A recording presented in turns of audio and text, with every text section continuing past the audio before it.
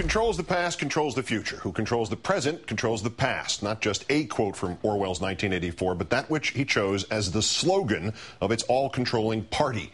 And in our third story in the countdown, therein lies the sudden panic on the right to rationalize the torture of the Bush administration by claiming it was merely another instance in the history of the just, the righteous, the exceptional, pushed to the wall, and fighting back with utter distaste in the most controlled of responses with the only weapons left. To establish precedent, they will try to blame it on Bill Clinton. They will try to equate it with other acts of wars past. They will defame great men to justify pathetic ones, and do so with the most infantile of rationalizations. But they did it first. And their mouthpieces will call the current president a liar when he observes that throughout history, in circumstances far more dire, the just, the righteous, the exceptional, pushed to the wall, still did not torture. Churchill said, "We don't torture." When the entire British, all of the British people were being subjected to unimaginable risk and threat. And the reason was that Churchill understood you start taking shortcuts, and over time that corrodes what's best in a people. It corrodes the character of a country.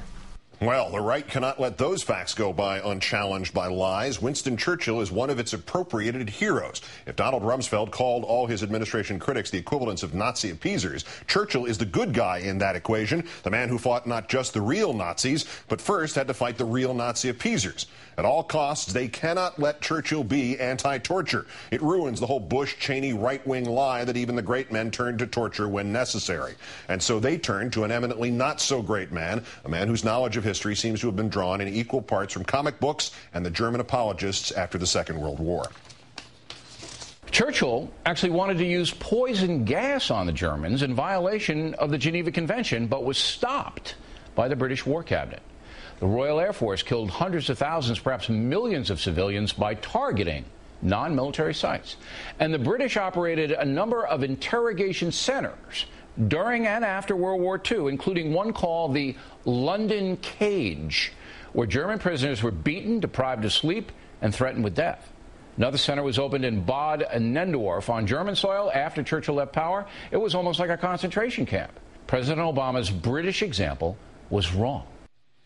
No, sorry. If that were a high school history paper, it would have earned its author a nice round F. It makes Michelle Bachmann's Hoot Smalley spoonerism from last week look good.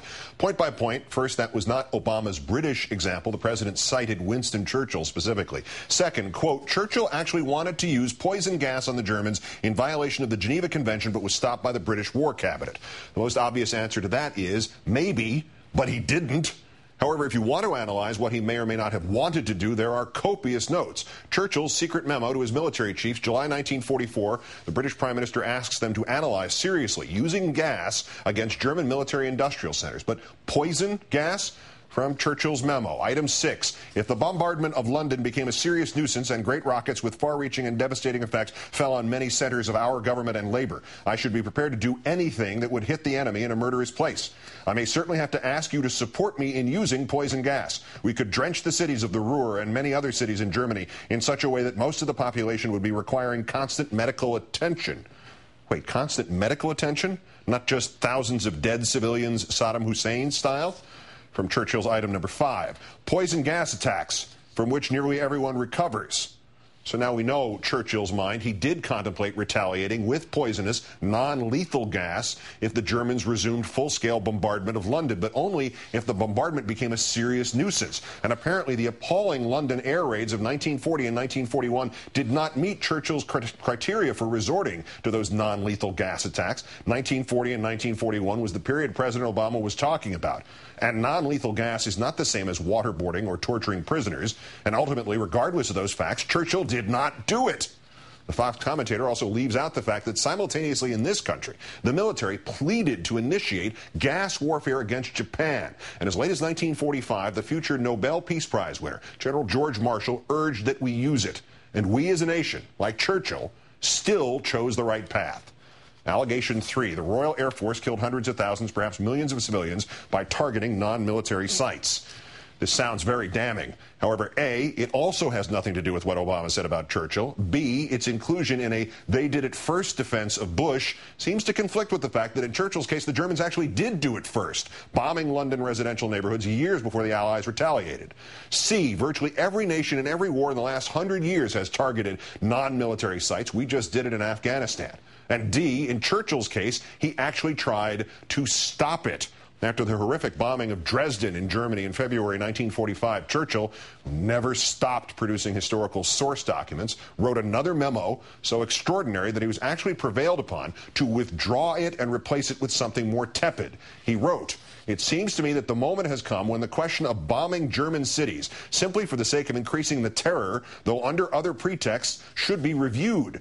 I feel the need for more precise concentration upon military objectives, such as oil and communications behind the immediate battle zone, rather than on mere acts of terror and wanton destruction, however impressive." Here again, vital context ignored. The British bombing of German non-military targets is used to discredit Obama's citing Churchill as somebody who would not torture.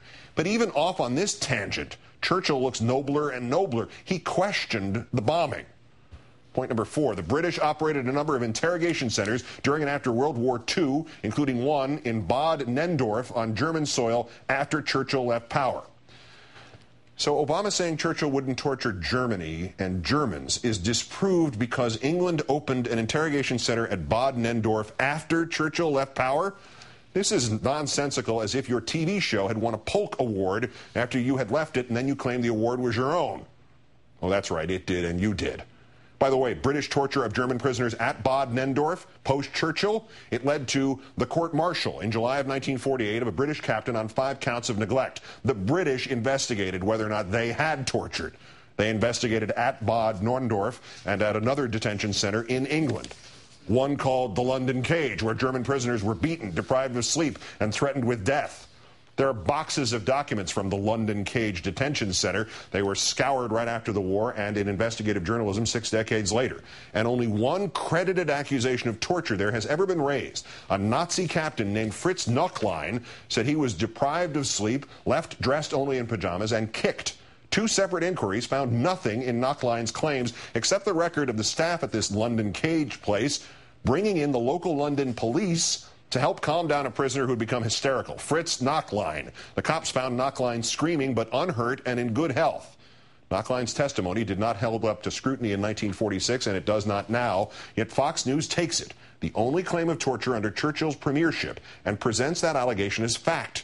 The allegation of a convicted Nazi war criminal. The allegation of a man executed for having murdered 92 British prisoners of war.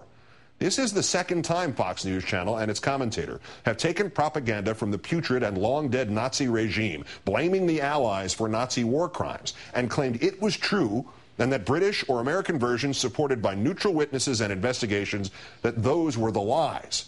Talk about the modern-day equivalent of Nazi appeasers. Mr. Murdoch, you have a retroactive Nazi appeaser on your network every night. President Obama's British example was wrong. Fortunately, it was not. Unfortunately, nor was George Orwell's. Who controls the past indeed controls the future. Who controls the present surely controls the past.